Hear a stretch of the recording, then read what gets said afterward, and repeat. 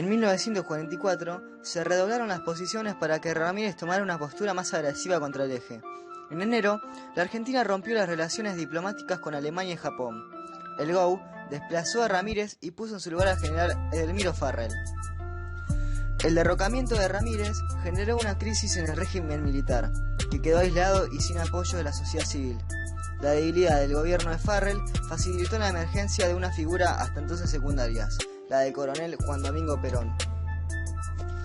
En mayo de 1944, por órdenes de Perón, el gobierno de Farrell creó el Consejo Nacional de Posguerra. Creía que con el fin de la Segunda Guerra Mundial iban a desaparecer las condiciones de autarquía.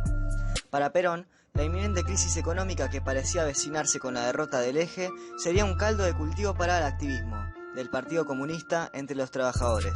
Por eso, invitaba a los empresarios a aceptar las reformas opuestas. La relación de este con los sindicatos generó rechazo en la oposición.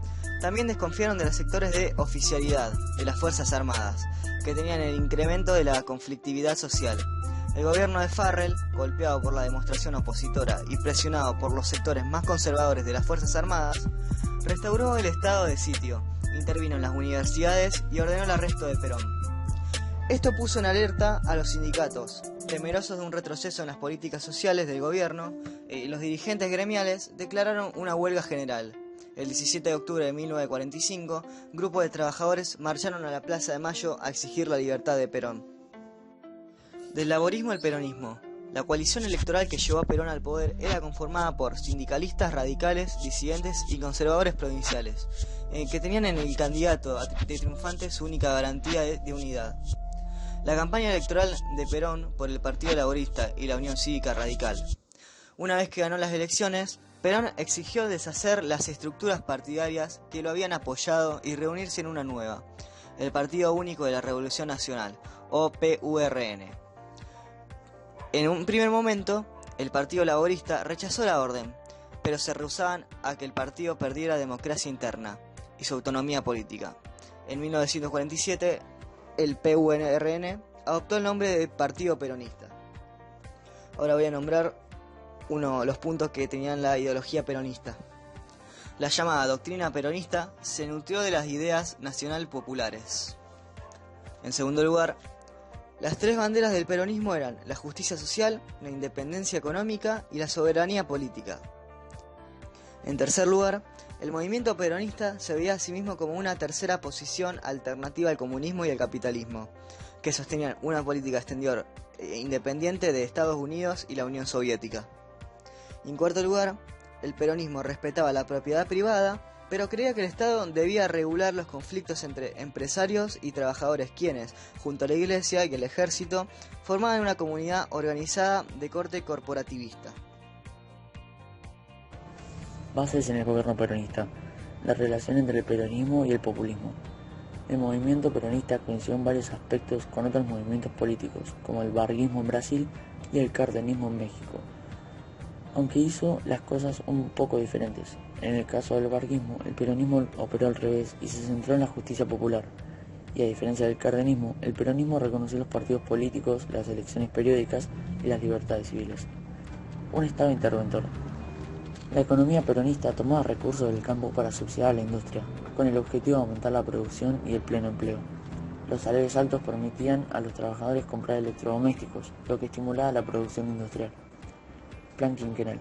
En 1947, un plan quinquenal se propuso transformar las áreas de gobernación del Estado, defensa nacional y economía.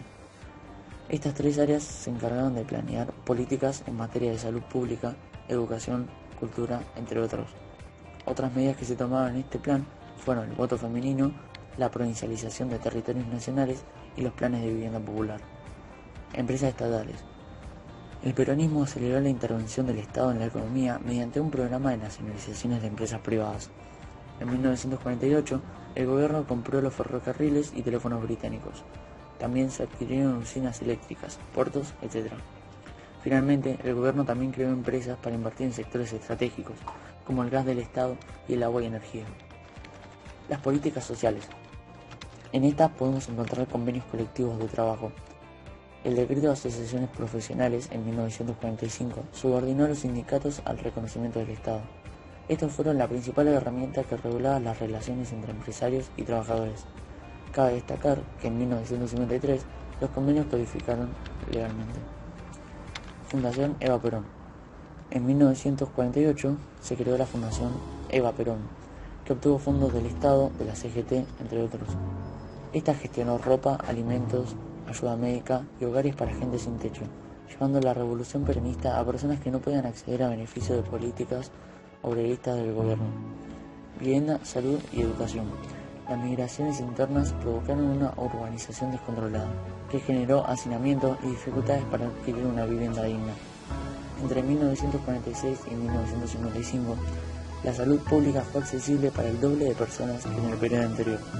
En materia educativa, el gobierno amplió el número de escuelas en todo el país, lo que posibilitó que los sectores de menor recurso accedieran a la educación. Los cambios políticos.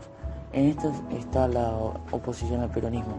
El antiperonismo estaba formado por los conservadores, socialistas, comunistas, nacionalistas, católicos, periódicos, entre otros. Estos creían que el gobierno de Perón era una versión local de los regímenes de Hitler y Franco en Europa. Críticas al gobierno. Para nacionalistas y conservadores, el peronismo era un gobierno de izquierda que promovía el desorden y la revolución social. En cambio, los comunistas y socialistas veían el peronismo como un régimen político de derecha. En 1947, Perón envió un proyecto de ley para sancionar el voto femenino, que fue aprobado por todas las fuerzas políticas. La nueva constitución estableció la elección directa del presidente y del vicepresidente, otorgó al Poder Ejecutivo el poder del veto sobre los proyectos de ley y declaró la propiedad estatal de los recursos energéticos. La CGT propuso a Eva Perón como vicepresidenta, pero presionaron a Perón y obtuvieron su apoyo para convencer a la primera dama de retirar su candidatura. La victoria de Juan Domingo Perón fue aplastante. La crisis del sector exportador golpeó a la industria. Se volvió cada vez más caro importar maquinaria y la inflación empezó a deteriorar el salario real de los trabajadores.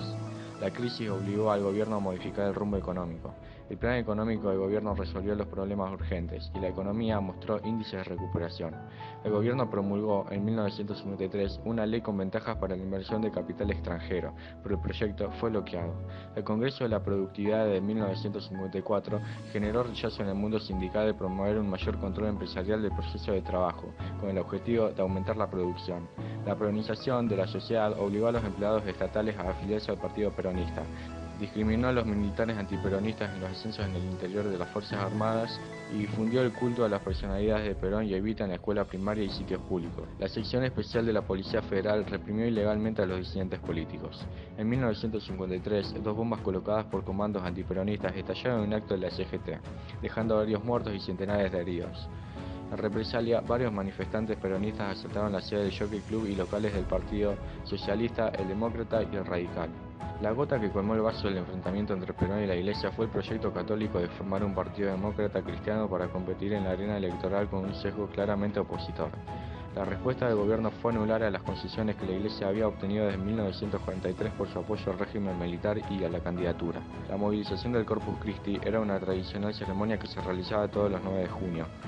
La Iglesia decidió cambiar la fecha del sábado 11 para atraer más fieles y demostrar a Perón su poder de convocatoria. El gobierno no otorgó el permiso de cambio de fecha y la procesión se convirtió en una masiva demostración política.